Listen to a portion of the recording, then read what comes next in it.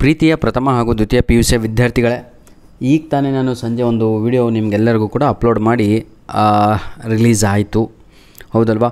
ತಾವುಗಳು ಆ ವಿಡಿಯೋವನ್ನು ನೋಡಿದ್ರಿ. ಕೆಲವೊಬ್ಬರಿಗೆ ಸುಮ್ಮನೆ ಅನುಮಾನ, ಸುಮ್ಮನೆ ಇವರು ಏನಂತೀರ ರೀಲ್ ಬಿಡ್ತಾರೇನಪ್ಪ ವಿಡಿಯೋ ಮಾಡಲಿಕ್ಕೆ, ವ್ಯೂಸ್ ತಗೊಳ್ಳೋಕ್ಕೆ ಅಂತ.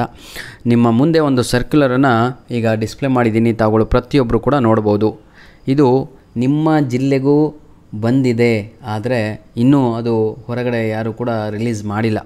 ತಾವುಗಳು ನೋಡ್ಬೋದು, ಕರ್ನಾಟಕ ಸರ್ಕಾರ ಶಾಲಾ ಶಿಕ್ಷಣ ಇಲಾಖೆ ಪದವಿ ಪೂರ್ವ ಕಾಲೇಜು ಉಪನಿರ್ದೇಶಕರ ಕಚೇರಿ, ಇಮೇಲ್ ID, ಫೋನ್ ನಂಬರ್, ದಿನಾಂಕ, ಆಯಿತಾ?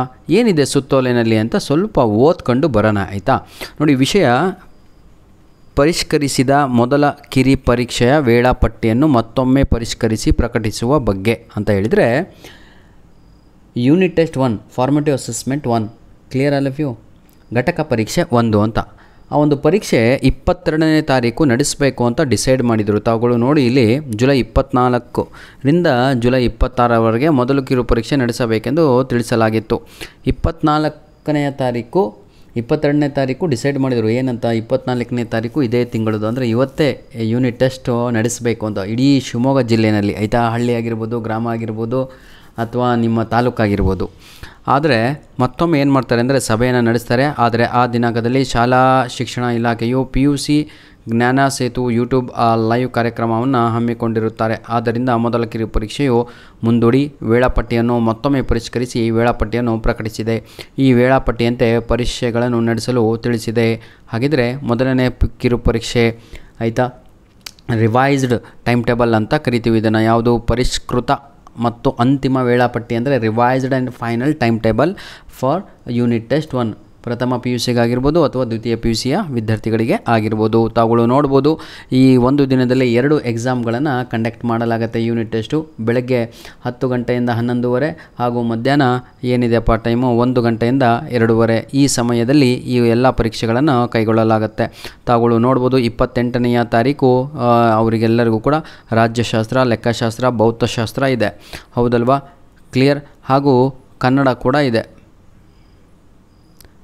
ಎಷ್ಟನೇ ತಾರೀಕು? 30. ನಂತರದಲ್ಲಿ 28ನೇ ತಾರೀಕು ಮಧ್ಯಾಹ್ನ ಅರ್ಥಶಾಸ್ತ್ರ ಇದೆ, ರಸಾಯನಶಾಸ್ತ್ರ ಇದೆ. ಅದೇ 30ನೇ ತಾರೀಕು, ಆಯಿತಾ, ಒಂದಿನ ಗ್ಯಾಪ್ ಬಿಟ್ಬಿಟ್ಟು ಇಂಗ್ಲೀಷ್ ಎಕ್ಸಾಮ್ ಇದೆ ಮಧ್ಯಾಹ್ನ. ನೆಕ್ಸ್ಟು ಲ್ಯಾಂಗ್ವೇಜ್ ಒಂದೇ ದಿನ, ಬೆಳಗ್ಗೆ ಕನ್ನಡ ಮಾಡಿದರೆ ಮಧ್ಯಾಹ್ನ ಇಂಗ್ಲೀಷ್ ಇಡೀ ಶಿವಮೊಗ್ಗ ಜಿಲ್ಲೆಗೆ. 31ನೇ ತಾರೀಕು, ಆಯಿತಾ, ಕಂಟಿನ್ಯೂಸ್. 31ನೇ ತಾರೀಕು ಇತಿಹಾಸ, ಜೀವಶಾಸ್ತ್ರ, ಕಂಪ್ಯೂಟರ್. ಇತಿಹಾಸ ಅಂದರೆ ಹಿಸ್ಟ್ರಿ, ಜೀವಶಾಸ್ತ್ರ ಅಂದರೆ ಬಯೋ, ಕಂಪ್ಯೂಟರ್ ಅಂದರೆ ಕಂಪ್ಯೂಟರ್ ಸೈನ್ಸು, ಸಂಖ್ಯಾಶಾಸ್ತ್ರ ಅಂದರೆ ಸ್ಟ್ಯಾಟಿಸ್ಟಿಕ್ಸು, ಎಲೆಕ್ಟ್ರಾನಿಕ್ಸು, ಆಯಿತಾ?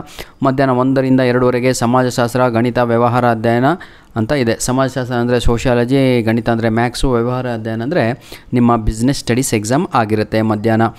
1ನೇ ತಾರೀಕು ಆಗಸ್ಟ್, ನೋಡೋಣ ಯಾವ ಎಲ್ಲ ಎಕ್ಸಾಮ್ಸ್ ಇದೆ ಅಂತ, ಆಯಿತಾ? ಅಲ್ಲಿಗೆ ಸಂಪೂರ್ಣವಾಗಿ ಪ್ರಥಮ PUCಯ ಒಂದು ಟೈಮ್ ಟೇಬಲನ್ನು ಹೇಳ್ತಿರುವಂಥದ್ದು. ಭೂಗೋಳಶಾಸ್ತ್ರ, ಐಚ್ಛಿಕ Kannada, IT, automobiles, beauty and wellness ಅಂತ ಇದೆ. ಭೂಗೋಳ ಅಂದರೆ ನಿಮ್ಮ ಜಿಯೋಗ್ರಫಿ ಸರ್, ಆಪ್ಷನಲ್ ಕನ್ನಡ, ಇವೆಲ್ಲ ಎಕ್ಸಾಮ್ ಇದೆ. ಮಧ್ಯಾಹ್ನದ ಸಮಯಕ್ಕೆ ಸಂಸ್ಕೃತ, ಉರ್ದು, ಹಿಂದಿ ಇರುವಂಥದ್ದು ಆಗಸ್ಟ್ 1ಕ್ಕೆ ಆಗಿರುತ್ತೆ. ಈಗ ದ್ವಿತೀಯ PUCಯ ಟೈಮ್ ಟೇಬಲ್ಲು ನೋಡ್ತಾ ಹೋಗೋಣ.